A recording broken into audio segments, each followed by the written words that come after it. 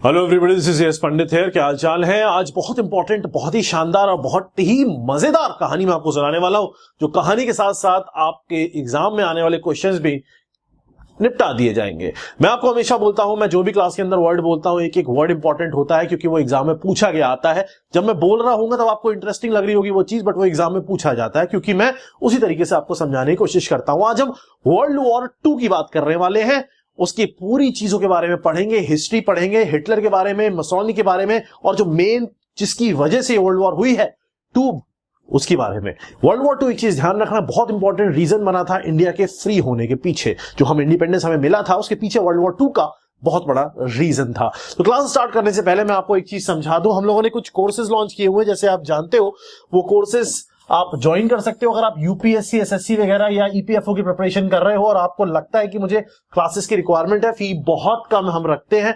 आप लोग 1 year, 2 year, 3 year, 4 year 2024 के बाद तक के कोर्सेज हमने लॉन्च किए हुए हैं। ईएमआई में आप ज्वाइन कर सकते हो। 16,000, 20,000, 24,000 ऐसे फीस है। इंस्टॉलमेंट में आप दे सकते हो 1, 2, 3।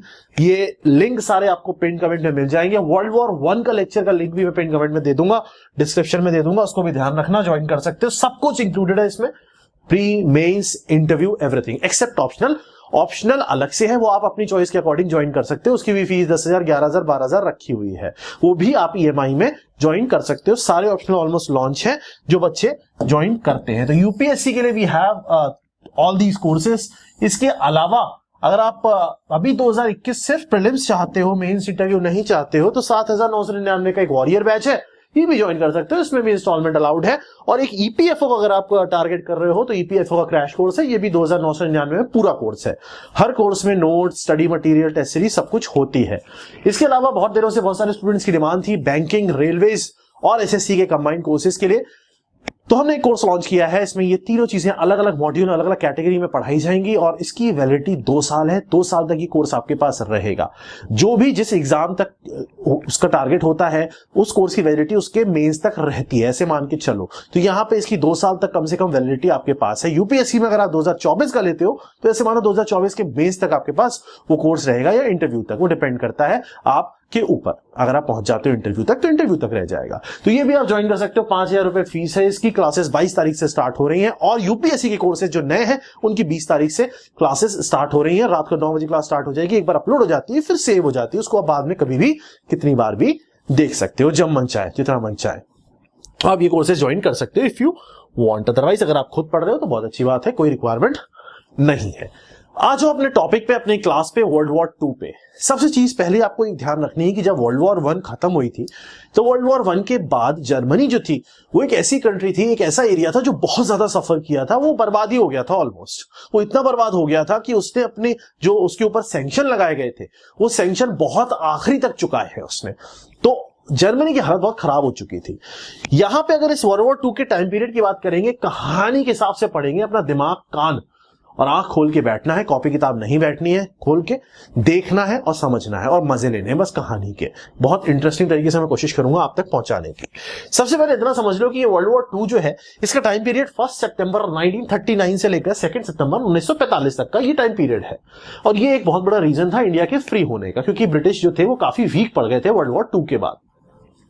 वर्ल्ड वॉर 2 के अंदर 2 ग्रुप बने थे, 2 गैंग बने थे। जैसे वर्ल्ड वॉर 1 में गैंग थे वैसे ही वर्ल्ड वॉर 2 में भी गैंग बने थे। कॉलेज में भी अपने गैंग बन जाते हैं ना कि भाई एक उधर विंग वाला गैंग है, इधर विंग वाला गैंग है। इस टाइप से यहां पे गैंग बने हैं 2। एक है एलाइज और एक है एक्सेस पावर। एक्सेस पावर की बात करेंगे तो यहां 3 इंपॉर्टेंट पावर हैं जो एक्चुअल में पहले इतनी पावरफुल नहीं थी, बाद में राइज करके दोस्त बन गए। एक्सेस पावर के अंदर आपको मिलेगा जर्मनी, हिटलर, आपको मिलेगा इटली, मुसोलिनी, और आपको मिलेगा जापान। ये 3 ऐसे एम्पायर हैं। ये तीनों एम्पायर पहले अलग अलग राइज करेंगे। तीनों की अलग अलग स्टोरी है, बहुत इंटरेस्टिंग है, अभी समझाता हूं। उसके तीनों दोस्ती कर लेंगे और ये कहलाएंगे एक्सेस पावर। और ये तीनों के तीनों दोस्त जो हैं ये बड़े बड़े जो पावर है, जैसे Soviet Union, USA, United Kingdom, France, इन चारों के अगेंस्ट में लड़ेंगे। और यहां पे वर्ल्ड वॉर का जो रिजल्ट आएगा वो देखेंगे क्या होता है 2 का। लेकिन यहां पे लड़ाई जो थी वो भयंकर तरीके से हुई थी। मतलब इन एक्सेस पावर्स ने उनका जीना मुश्किल कर दिया था, ऐसे मान के चलो, बहुत बुरी तरीके से। बात करेंगे कौन जीता था वो अभी मैं नहीं बता रहा, आपको पता भी होगा बट उसको हम आगे समझेंगे। अभी इतना समझ लो, एक्सेस पावर्स और लाइफ पावर ये 2 पावर है। सबसे पहले हम इन बड़ी पावर्स को नहीं पढ़ेंगे, हम पढ़ेंगे जो छोटी पावर बड़ी बनी है वो है एक्सेस पावर। इनकी कहानी वन बाय वन उठाते हैं। सबसे पहले कैरेक्टर जो है हमारी आज की कहानी में, उस आदमी का नाम है बेनिटो मुसोलिनी। मुसोलिनी ये जो है, ये बंदा इटली में रहता था। ये बंदा इटली में रहता था और इसको आर्मी में काम करने का मन नहीं था, मिलिट्री सर्विस करने का मन नहीं था। तो इसने क्या किया, इसने मिलिट्री सर्विस से बचने के लिए ये इटली से स्विट्जरलैंड भाग गया। बगल में स्विट्जरलैंड है, स्विट्जरलैंड भाग गया। ये जो आदमी था, इस आदमी की बहुत बढ़िया ओरेटर स्किल्स थी, वोकल स्किल्स थी, गजब की स्किल्स थी, बहुत ही ज्यादा सोशलिज्म को सपोर्ट करता था। सोशलिज्म अगर आप बेसिक फॉर्म में समझो, सिर्फ छोटी सी फॉर्म में, सोशलिज्म का मतलब होता है हर कोई बराबर होना चाहिए, सबके पास सब कुछ बराबर जाना चाहिए, आराम से। लेकिन आराम से और आराम से नहीं में सोशलिज्म और कम्युनलिज्म में फर्क पड़ जाता है। ध्यान रखना, कम्युनिज्म और सोशलिज्म में फर्क पड़ जाता है। सिर्फ यही कि आराम से लोगों में बराबरी में बांटना है, ये लड़ाई करके बांटना है, वो मैं पॉलिटी में ऑलरेडी समझा चुका हूं, आप प्लेलिस्ट में चेक कर सकते हो। फर्स्ट लेक्चर में समझाया था मैंने पॉलिटी में, फर्स्ट या सेकंड लेक्चर के अंदर। तो ये बहुत ही ज्यादा सोशलिज्म को फॉलो करता था, बहुत बढ़िया राइटर था, बहुत ज्यादा लिखना चाहता था और वॉर के अगेंस्ट लड़ाई वड़ाई नहीं चाहता था, ये चाहता था सब बराबर हो। ये मिलिट्री से भागा क्योंकि वॉर खराब चाहता नहीं था, ये लड़ाई वड़ाई दंगे ऐसा इंसान नहीं था, बहुत सीधा इंसान था, ऐसे मान। ये जाता है स्विट्जरलैंड। स्विट्जरलैंड में ये क्या करता है, ये यूरोपियन पावर के अगेंस्ट लिखने लग जाता है, न्यूज़पेपर लिखता है, आर्टिकल्स लिखता है, बड़े बड़े आर्टिकल्स लिखता है। तो वहां पे इसको अरेस्ट कर लिया जाता है कि बेटा ऐसा है, इधर आओ, ज्यादा मत उछलो, तुम बहुत लिख रहे हो, बंद हो जाओ अंदर। इसको अरेस्ट कर देते हैं। जब इसको अरेस्ट कर लेते हैं तो बेचारा परेशान हो जाता है, सोशलिज्म की वजह से लिख रहा होता है राइट अप गवर्नमेंट के अगेंस्ट वहां के। तो उसको उठा के वापस इटली में लेके आया जाता है और इटली में फ्री कर दिया जाता है कि भाई ऐसा वही रहे, चुपचाप इधर मत आइयो। तो ये कहता है ठीक है, ये अब इटली में आता है, फिर ये इटली में आके फ्री हो जाता है। अब इसको फिर चैन नहीं मिलता, ये फिर से स्विट्जरलैंड चला जाता है, बोला छोड़ूंगा नहीं, दोबारा चला जाता है, दोबारा लिखना शुरू करता है, दोबारा अरेस्ट होता है वहां से, फिर उठा के इसको इटली में छोड़ा जाता है। तो ऐसे करके ये 2 बार अपना स्विट्जरलैंड के अंदर कांड करके आ जाता है। अब जब ये 2 बार के बाद लौट के इटली में आता है, तो अब ये कहता है कि यार अब मेरे पास ऑप्शन नहीं बच रहा, जो मिलिट्री सर्विस है वो मैं कर लेता हूं। तो ये मिलिट्री जाके अपना मिलिट्री सर्विस कंप्लीट करता है, ज्वाइन करता है। बट आदमी तो एंटी वॉर, लड़ाई वड़ाई तो इसे करनी नहीं है, करना तो इसे क्या है, सोशलिज्म लिखना है, गजब की वोकल स्किल्स है। तो बंदा अपना जो बोलने का तरीका है, जो लीडरशिप स्किल है, वो तो कहीं ना कहीं दिखाएगा, और लड़ाई वड़ाई चाहता नहीं। अब क्या होता है, अब ये इटली के अंदर कोई भी ऐसी चीज हो रही होती है जहां पे लड़ाई हो या वॉर हो, उसके अगेंस्ट खड़ा हो जाता है। जैसे फॉर एग्जांपल इटली 1910 में, बहुत ध्यान से समझना, ये सब क्वेश्चन है, एक वर्ड फालतू नहीं है मेरा, मैं बोल रहा हूं, मैं ये क्वेश्चन आते हैं। तो मैं बोलने का तरीका मेरा ऐसा है कि आपको लगेगा सर ये तो मजाक में बता दिया, मजाक कुछ नहीं है, यहाँ सब सीरियस चल रहा है। 1910 में 1910 में इटली लीबिया को कब्जाता है, दबाता है। इसको खराब लगता है, कह रहा भैया जी गलत बात है, ऐसे मत करो। ये कहता है गंदी बात है, प्रोटेस्ट कर देता है, लड़ाई वड़ाई नहीं होगी, लड़ाई माफ करो, मेरे सामने बिल्कुल मत लड़ो। तो ये कहता है, प्रोटेस्ट कर देता है, एंटी वॉर होता है एकदम, बंदा कहता है लड़ाई वड़ाई मत करो भैया। तो इटली वाले कहते हैं ऐसा तुम ज्यादा मत चलो, है बंद हो जाओ, तुम्हें स्विट्जरलैंड वालों ने बंद किया था ना, तुम यहां भी बंद रहो। प्रोटेस्ट करता है, जब वॉर होती है उसके अगेंस्ट में इसको बंद कर दिया जाता है, उसके बाद छूट जाता है। फिर दोबारा जब इटली होता है, ये वर्ल्ड वॉर 1 में पार्टिसिपेट करता है, वर्ल्ड वॉर 1 में, तो इसको पसंद नहीं आता। ये कहता है लड़ाई क्यों कर रहे हो भैया, शांति से बात करो, लड़ाई मत करो। तो समझ लो शांति प्रिय आदमी है ये, अभी देखना है क्या करेगा। WWE वर्ल्ड वॉर 1 में जब इटली पार्टिसिपेट करता है, इसको बिल्कुल पसंद नहीं आता है और ये फिर प्रोटेस्ट करने लग जाता है और इसको कहता है अब नहीं गंदी बात है, मैं नहीं। इसके बाद क्या होता है, इसके बाद कुछ टाइम के बाद इसको ऐसा लगता है कि ये जो वॉर हो रही है, अगर मैं इन वॉर को सपोर्ट करूंगा, या इसको ऐसी सोच बनने लग जाती है कि यार अगर ये वॉर बढ़ जाती है और यूरोपियन मोनार्की जो है, जो एकदम ये यूरोपियंस अपना एकदम किंग वाला रूल बना के चलते हैं, इनके किंग वाले रूल को अगर हटा दिया जाए तो सोशलिज्म फैल जाएगा, सब बराबर हो जाएंगे। मतलब इसका कहीं ना कहीं back of the mind socialism चल रहा है। तो इसको ऐसा लगने लगता है कि यार वॉर की वजह से, मैं वॉर का यूज करके, मैं वॉर की हेल्प से सोशलिज्म फैला सकता हूं, सबको बराबर कर सकता हूं। तो यहां पे ये अपनी थिंकिंग से अलग सोचने लग गया। लेकिन जब ये सोचता था कि सोशलिज्म की हेल्प से सब कुछ कर सकता हूं, तो इसके बहुत सारे सपोर्टर्स हो गए थे। अब बीच में क्या होता है, इसका माइंड जो होता है वो बदल जाता है। जब ये कहता है आप तो वॉर को सपोर्ट करो, क्योंकि वॉर के सपोर्ट से हम यूरोप जो मोनार्की है उसको हटा सकते हैं और अपने इटली को पुराना जैसा रोम बना सकते हैं, पुराना रोम एम्पायर बना सकते हैं जिसमें सब बराबर थे। अब इसके जो सपोर्टर्स होते हैं, जो इसको सपोर्ट कर रहे होते हैं एंटी वॉर चीजों में, अब वो सपोर्टर खिसिया जाते हैं, कहते हैं भाई साहब इधर निकल, तू पार्टी से बाहर निकल, तू बहुत ज्यादा उछल रहा है ना, तू बाहर निकल, तू अभी हमारी पार्टी में नहीं रहेगा, तो इसके सपोर्टर्स जो होते हैं वो इसको अपनी पार्टी से बाहर कर देते हैं और अब ये गुस्सा आ जाता है। अब ये कहता है कि ऐसा अब मैं करूंगा तांडव, अब मैं करूंगा तांडव, और अब मैं सोशलिज्म की बात तो ठीक है वो तो मैं लेके आऊंगा ही, लेकिन अब मैं प्यार से बातें नहीं करूंगा, अब मैं बवाल मचाऊंगा। और अब इसने बहुत बड़े बड़े बवाल मचा दिया आगे चल के। ये कहता है अब एंटी वॉर गया भाड़ में, अब होगी यूनिटी, और यूनिटी लोगों को यूनाइट करूंगा नेशनलिज्म की फीलिंग के लाके, अंदर एक नेशनलिज्म की फीलिंग लाऊंगा और सबको निपटा दूंगा। वॉर ही होगी अब वॉर की वजह से सोशलिज्म फैलाऊंगा मैं। इसका ये कॉन्सेप्ट कहीं से इसके दिमाग में बैठ गया और ये दिमाग में बैठा के टकला हो गया। ये दिमाग में बैठा के इसने कहा अब मैं बवाल मचाऊंगा और सबसे पहले मैं अपने बाल उड़ाऊंगा। ये अंकल हो गए टकलो, ये हो गए टकले। टकला होके इसका दिमाग सनक गया। इसने कहा भाई साहब अब एक एक को चुन चुन के मारूंगा, अब मैं ही एक हूं जो यहां पे डिक्टेटर बन के बैठूंगा इटली के अंदर, क्योंकि बोलने वाला तो है, जिसमें बोलने की स्किल्स है, जिसमें मैनिपुलेटिव स्किल है, जिसमें लीडरशिप स्किल है, लोग उसको फॉलो करते हैं। लीडर, लोग उसको देखते हैं, ये है मैं कर लूंगा, this is the quality of leader, और जो इसके अंदर थी। इसीलिए यहां पे इटली में सबसे पहले मिलता है dictator number 1 Mussolini. Dictator number 1 बन के ये बाहर निकलता है टकला होके, और ये सबसे पहले फोकस करता है इटली में जो मेन प्रॉब्लम्स आ रही होती है उन पे। इटली वर्ल्ड वॉर 1 में इटली जीतने वाली साइड में था।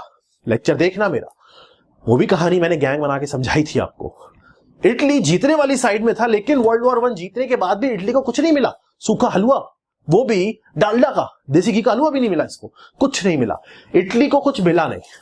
जीतने के बाद भी जो भी बड़ी कंट्रीज थी वो ज्यादा खुश हो, इनको सब कुछ मिल गया। उसके बाद इकोनॉमिकल क्राइसिस, बहुत बुरी हाल चल रहा था इटली के अंदर, इकोनॉमी एकदम बेकार हो रखी थी, गरीब हो रहे थे लोग। तीसरा, गवर्नमेंट जो थी वो एकदम हो रही थी वीक। तो इटली बेसिकली ओवरऑल अगर देखा जाए तो एक वीक सिस्टम लेके चल रहा था। ये टकलू मास्टर आते हैं और ये कहते हैं मैं हूं ना, लोगों को बोलते हैं मैं हूं ना, मैं करूंगा हैंडल। ये गवर्नमेंट वाले क्या करेंगे, वीक है, कुछ नहीं कर पा रहे, तो मैं गरीब बना के रख दिया, मुझे देखो टकला होके आया हूं, कुछ तो कर दिखाऊंगा, ऐसी थोड़ी बाल काटे मैंने। ये आता है, लोग कहते हैं गजब आदमी बोला, क्या बोला भाई साहब, इसकी तरफ चलते, सपोर्टर बढ़ाने लग जाता है, स्ट्रेंथ गेन करने लग जाता है। अब मुसोलिनी धीरे धीरे बढ़ने लग जाता है। ये कंडीशन चल रही थी इटली की।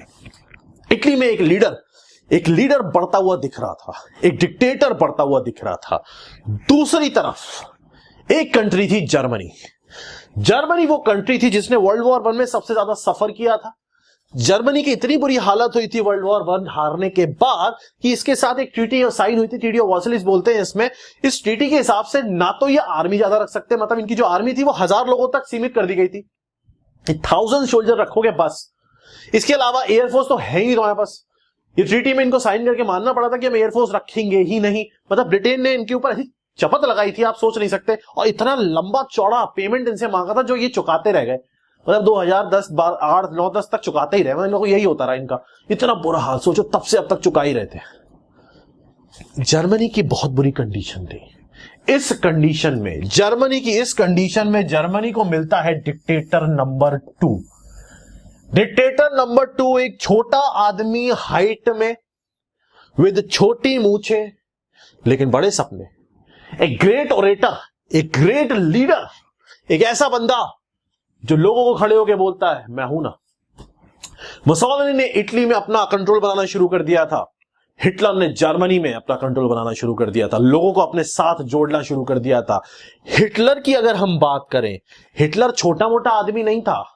हिटलर वो बंदा था जो वर्ल्ड वॉर 1 में बहुत करीब एक तरीके से दिल से जुड़ा था। वर्ल्ड वॉर 1 में हिटलर वो बंदा था जिसने जर्मनी को बर्बाद होते हुए देखा था आवाज से। तो हिटलर की जो फीलिंग्स थी वो जर्मनी के साथ बहुत अटैच थी, दिल से पैट्रियोटिक था, एक डीप पैट्रियोटिक जर्मन सोल्जर था। ये आर्मी में था जर्मनी की। जर्मनी में वर्ल्ड वॉर 1 हारने के बाद जो सफर किया है वो इसने दिल से सफर किया है। तो अटैच था, मतलब पागल था एक तरीके से समझो देश के लिए। इसने अपनी स्किल्स की वजह से लोगों का सपोर्ट हासिल किया। बोलता अच्छा था, बात अच्छी करता था, जो अच्छी बात करता है, सही बात करता है, लोग उसको सपोर्ट करते ही। और लोगों का सपोर्ट इतना होता है कि चिढ़ने वाले जलते रह जाते हैं, चिढ़ने वाले कोशिश करते रह जाते हैं, लेकिन लोगों का सपोर्ट इतना होता है कि वो बंदा एकदम कॉन्फिडेंस में ऐसे खड़े होकर आपके सामने क्लास ले लेता है। चाहे चिढ़ने वाले, करने वाले कुछ भी करें, चाहे खरीदने वाले कितनी भी कोशिश करें, लेकिन वो इंसान बिकता नहीं है। समझ में आ रहा है? यहां पे 1933 में प्रेसिडेंट ने इसको बनाया चांसलर, हिटलर को बनाया चांसलर। हिटलर कहता है भैया चांसलर वांसलर नहीं, मैं हूं डिक्टेटर नंबर 2। खुद को 2 नहीं बोलता, मतलब मैं बता रहा हूं। जर्मनी को यहां मिलता है एक डिक्टेटर। डिक्टेटर का मतलब होता है अनलिमिटेड पावर, जो मैं कहूंगा वही होगा। एक ऐसे इंसान के पास पावर, ये ग्रुप के पास पावर, जो वो चाहे वो करे, कोई उनको क्वेश्चन नहीं उठा सकता, मीडिया को कोई भी आजादी नहीं, एकदम कंट्रोल करके चलना चीजों को। हिटलर एक, मैंने बताया छोटा आदमी था, दिमाग बहुत था, बड़े सपने थे, तो ये बोलता है मैं हूं डिक्टेटर, चांसलर वांसलर नहीं बनूंगा, लोगों का सपोर्ट है मेरे पास, तो मेरे से टकराने की कोशिश मत करना आप। गवर्नमेंट वीक थी, जर्मनी बहुत ही बर्बाद हो रखा था, इकोनॉमिकल क्राइसिस ऑलरेडी जर्मनी में तो ऑलरेडी हो रखी थी, जब इटली जो विनर साइड में था वो बर्बाद हो रखा था, जर्मनी तो ऑलरेडी बर्बाद ही था। यहां पे 2 ऐसे लोग अलग अलग जगह पनपते हुए बढ़ते हुए दिखते हैं। एक होता है मुसोलिनी, दूसरा होता है इटली में मुसोलिनी, और दूसरा होता है हिटलर जर्मनी में। सेम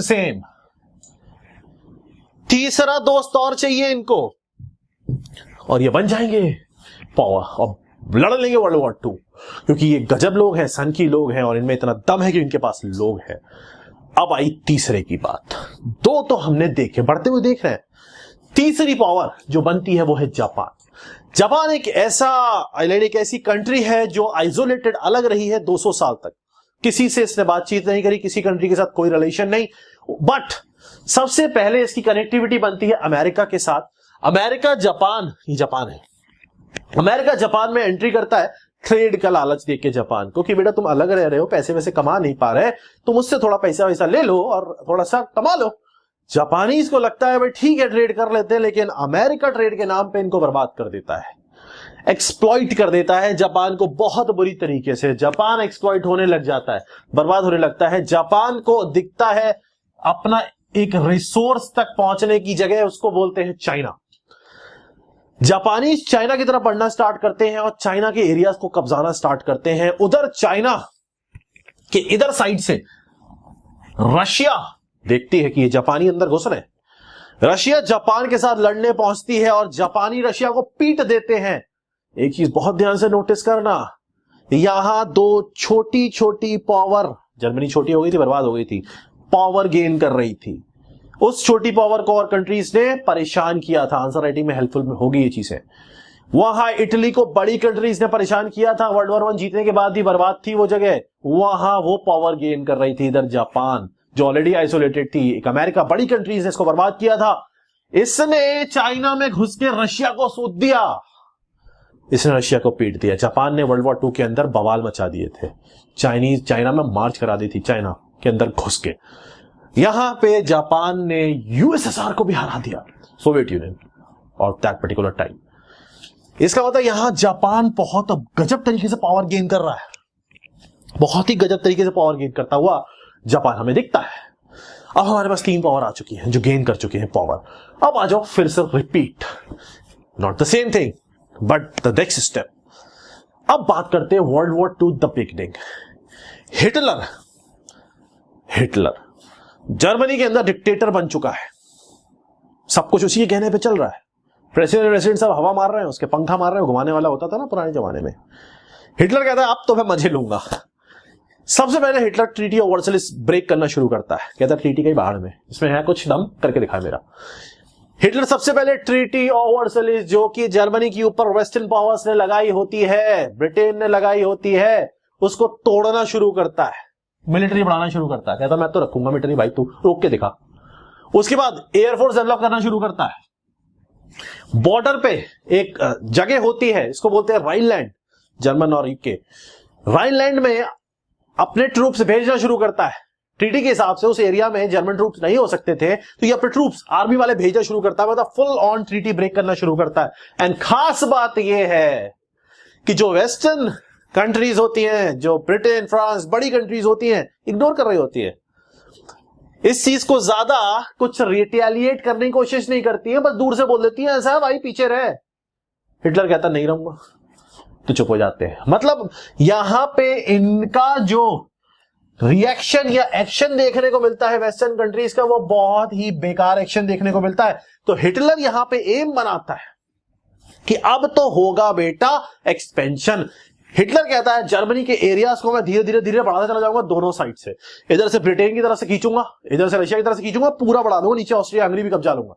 तो यहां पे हिटलर का एम था जर्मन को कंट्री को बढ़ाना और पूरे की पूरे वर्ल्ड पे राज करना। हिटलर पूरे वर्ल्ड पे राज करना चाहता था, पूरे वर्ल्ड पे, बहुत पावरफुल था।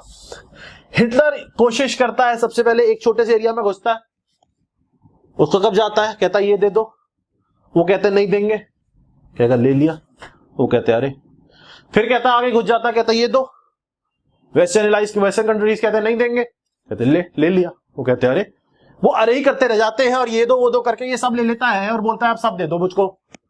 तो होती है वर्ल्ड वॉर 2। कैसे देते भाई साहब, है यहां पे हिटलर एक बार इन वेस्टर्न अलाइज से कहता है मुझे चेकोस्लोवाकिया दे दो। बेटा ये स्पेलिंग मैंने देख के गूगल से लिखी है, मुझे आती नहीं है, आपको भी नहीं आती हुई, लिख के दे रहा हूं गारंटी, पूरी सही स्पेलिंग लिखी है देख के एकदम। चेकोस्लोवाकिया मांग लेता है ये एलिज से। एलिज कहते हैं यार ये क्या मतलब, ये आदमी तो ज्यादा उड़ने लग गया है।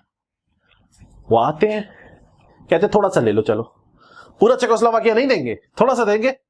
कहता अच्छा। हिटलर बोलता अच्छा। तो वो कहता ये पेपर ले लो, इस पेपर पे साइन कर दो कि मैं थोड़ा सा जो ले रहा हूं बस, इसके बाद मैं कुछ नहीं लूंगा और इसके बाद हमारी दोस्ती हो जाएगी। हिटलर से डरने लगे थे लोग, जो इंसान पे सपोर्ट होता है लोगों का, उससे लोग डरने लगते हैं, इसलिए चिढ़ने लगते हैं। समझ में आ रहा? तो लोगों का सपोर्ट इज वेरी इंपॉर्टेंट, लोगों का प्यार इज वेरी इंपॉर्टेंट। यहां पे हिटलर जो है, यहां पे जो हिटलर है वो कहता ठीक है साइन कर देता हूं मैं, ये साइन कर देता है। और वेस्टर्न अलाइज जो होते हैं वो पेपर लेके बहुत खुश हो जाते हैं, पार्टी वार्टी कर लेते हैं, बोतलें वोतलें खोल देते हैं एकदम गजब तरीके से। हिटलर कहता है ओके मैं आगे एक्सपेंड नहीं करूंगा। ये बोतलें खोल रहे होते हैं, नाच रहे होते हैं, गा रहे होते हैं, डिस्को कर रहे होते हैं। उधर से इनका एक साथी आता है, कहता भाई साहब हिटलर अंदर घुस गया चेकोस्लोवाकिया के। ये कहते हैं क्या, उसने तो साइन किया था। वो आके जाता है बंदा, कहता है हिटलर हिटलर तुम झूठ बोलते हो, झूठ बोलता मुझको। हिटलर हंसता, कहता बोलता हूं क्या कर लेगा, मैं तो अंदर घुसूंगा। और हिटलर अंदर घुस जाता है, पूरा एरिया कब्जा लेता है, कहता हाँ भैया बोल रहा हूं झूठ, तू क्या कर लेगा मेरा, आजा लड़ ले, पीटूंगा बहुत। यहां पे हिटलर अंदर घुस जाता है और ये लोग देखते रह जाते, कहते हैं अरे यार, मतलब यहाँ पे लीस्ट जो बड़ी कंट्रीज है उनका जो रिएक्शन है वो बहुत ही बेकार सा आपको देखने को मिल रहा है, कुछ कर नहीं पा रहे क्योंकि इस बंदे के पास दिमाग और सपोर्ट दोनों है। हिटलर जर्मनी एक्सपैंड करने में लगा हुआ है, इधर मुसोलिनी के दिमाग में भी एक्सपेंशन सोचता है, कहता अरे मैं भी करूंगा भाई, उधर 2 नंबर का डिक्टेटर कर रहा है, मैं तो पहले नंबर का डिक्टेटर था। मुसोलिनी क्या करता है, ये कहता है मैं एक्सपेंशन ऐसे नहीं कर रहा लड़ाई करके, मैं छोटी छोटी जगह ढूंढूंगा, मैं उन जगहों को पहले कब जाऊंगा जो आज भी तलवार लेकर लड़ाई करते हैं, मैं उनसे लड़ूंगा जाके। तो मुसोलिनी क्या करता है, छोटी छोटी कंट्री एकदम अंडर डेवलप्ड एरियाज को पकड़ता है, सबसे पहले कब्जाता है एबिसिनिया, उसके एबिनिशिया, उसके बाद क्या ये एबिसिनिया ही है, उसके बाद अल्बानिया, छोटी छोटी जगहों को कब्जाना स्टार्ट करता है। मुसोलिनी कब्जा लेता है छोटी छोटी जगहों पे और एक्सपेंशन करना ये भी स्टार्ट कर देता है। इधर जापान रशिया को पीटने के बाद चाइना में और घुस जाता है और पूरा चाइना ऑलमोस्ट अपनी जेब में रख लेता है, शंघाई वंघाई सब कब्जा लेता है। तो यहाँ पे तीनों एरियाज बड़ी कंट्रीज पे कब्जा करते हुए देख रहे हो आप, ओवर पावर करते हुए देख रहे हो। मुसोलिनी को भी एक कॉन्फिडेंस मिल रहा है, मैं एक्सपेंड कर पा रहा हूं ऑलरेडी अपनी कंट्री के अंदर, अपने एरिया के अंदर वो काफी ज्यादा डिक्टेटरशिप दिखा चुका है, बड़े बड़े रूलर्स को दबा चुका है। उसके बाद जर्मनी में तो आप देख रहे हो, हिटलर ने तो पड़ोसियों को हिला के रख दिया, ब्रिटेन को हिला के रख दिया, इधर जापान ने चाइना को पीट दिया, रशिया को पीट दिया, भाई और क्या चाहिए। 3 छोटी पावर बड़ी बनती दिख रही है, 3 छोटी पावर कंट्रोल गेन करती दिख रही है। ये तीनों पावर तो बढ़ गई है। अब आगे देखते हैं, अब जो हिटलर है, अब इस मैप को बहुत ध्यान से देखना, हिटलर अब सोचता है मैं और ज्यादा एक्सपेंशन करूंगा। कैसे? हिटलर ऑस्ट्रिया हंगरी में घुस के पूरा ऑस्ट्रिया हंगरी कब्जा लेता है, इधर ब्रिटेन फ्रांस की तरफ अपनी आर्मी भेजने लग जाता है। ध्यान से देखना, ये जर्मनी है, ये फ्रांस है, ये वाला ब्रिटेन है, ठीक है, ये पोलैंड है और ये आपका यूएसएसआर है, स्टालिन है यहाँ पे हेड। ये क्या करता है हिटलर, शक्ल देख रहे हो इसकी, थोड़ा सा बड़ा हो गया हिटलर, तो इसकी थोड़ा सा मूछे भी थोड़ी बड़ी हो गई है, लेकिन वैसे ही है भी थोड़ा, मतलब मुंह बड़ा हो गया, मूछे उतनी है। ये क्या करता है हिटलर, अब कहता है ये बीच में जो पोलैंड है ना, रशिया और मेरे, इसको मैं कब्जाऊंगा जिससे मैं रशिया पे ऊपर हाथ साफ कर पाऊं। तो ये क्या करता है, दिमाग तो होता ही है इसके पास, ये कहता है पोलैंड पे अटैक कर देता हूं मैं और रशिया को अपने साथ में ला लेता हूं। तो रशिया पे जाता है, बुलाता है स्टालिन को, इधर आओ, हेड होता है वहां पे, कहता है स्टालिन एक काम करते हैं, अपन दोनों मिलके इस पोलैंड पे अटैक करते हैं, तू उधर से अटैक कर ले, मैं इधर से अटैक कर लेता, कुछ कर नहीं पाएगा पोलैंड, आधा आधा बांट लेंगे। तो वो कहता है यार सोच लो, पोलैंड पे अटैक कर रहा हूं मतलब सीधा सीधा ब्रिटेन पे अटैक करना है, वॉर हो जाएगी, वर्ल्ड वॉर 2 हो जाएगी, बहुत गजब वाली, बढ़ जाएगी बहुत वॉर। ऑलरेडी छोटी छोटी वॉर तो चली रही थी, आपस में लड़ाई तो चली रही थी। कहता बहुत बढ़ जाएगी वॉर, कहता अरे बढ़ जाएगी देखा क्या कर लेंगे। तो ये कहता ठीक है, मान जाते हैं, स्टालिन और हिटलर मिलके पोलैंड पे अटैक कर देते हैं। जैसे ही पोलैंड पे अटैक करते हैं वैसे इधर से फ्रांस और ब्रिटेन जर्मनी पे अटैक कर देता है। हो गया खेल खत्म, गजब का। यहां पे जैसे ही अटैक करते हैं ये पोलैंड पे, वैसे ही इन पे अटैक कर देते हैं। लेकिन इनके जो अटैक होते हैं ना ब्रिटेन और फ्रांस के, वो बड़ी बड़ी ऐसी बेकार से अटैक होते हैं, ऐसे मान के चलो कुछ कर नहीं पा रहे होते ज्यादा। ये यहां पे जब ये पोलैंड को पूरी तरीके से कब्जा लेते हैं और ब्रिटेन और फ्रांस इन पे अटैक कर देते हैं, इसके बाद शुरू होता है असली खेल। क्योंकि अब वर्ल्ड वॉर में गेम गजब हो गया। क्यों गजब हो गया, अब क्या होगा इसके बाद मैं आपको थोड़ा सा ओवरव्यू दूंगा, फिर पार्ट 2 में पढ़ेंगे। वर्ल्ड वॉर 2 2 पार्ट के अंदर कवर कराऊंगा। यहां पे ये जो नॉर्वे वाला रीजन है ना, अब ये ब्रिटेन और फ्रांस ये सोचेंगे भैया यहां लड़ाई नहीं करेंगे अब, क्योंकि हम वर्ल्ड वॉर 1 में देख चुके हैं हमारी जो कंट्री है वहां लड़ते हैं दिक्कत हो जाती है, हमें बहुत नुकसान होता है, दूर जाकर लड़ेंगे। तो सोचते हैं नॉर्वे में लड़ाई करेंगे, तो ये सारे के सारे उधर जाने की कोशिश करते हैं। लेकिन इनके जाने से पहले ये पहुंच जाते हैं, इनके जाने से पहले जर्मनी पहुंच के पूरा एरिया कब्जा लेते हैं। इनको बहुत बुरी हार मिलती है। उसके बाद ही इनको ब्रिटेन में बहुत बड़ा चमाट पड़ता है। तो ये चीज हम और समझेंगे, कहानी और समझेंगे, बहुत इंटरेस्टिंग है चीजें, आगे समझेंगे, इंडिया के रिस्पेक्ट में भी चीजों को समझेंगे।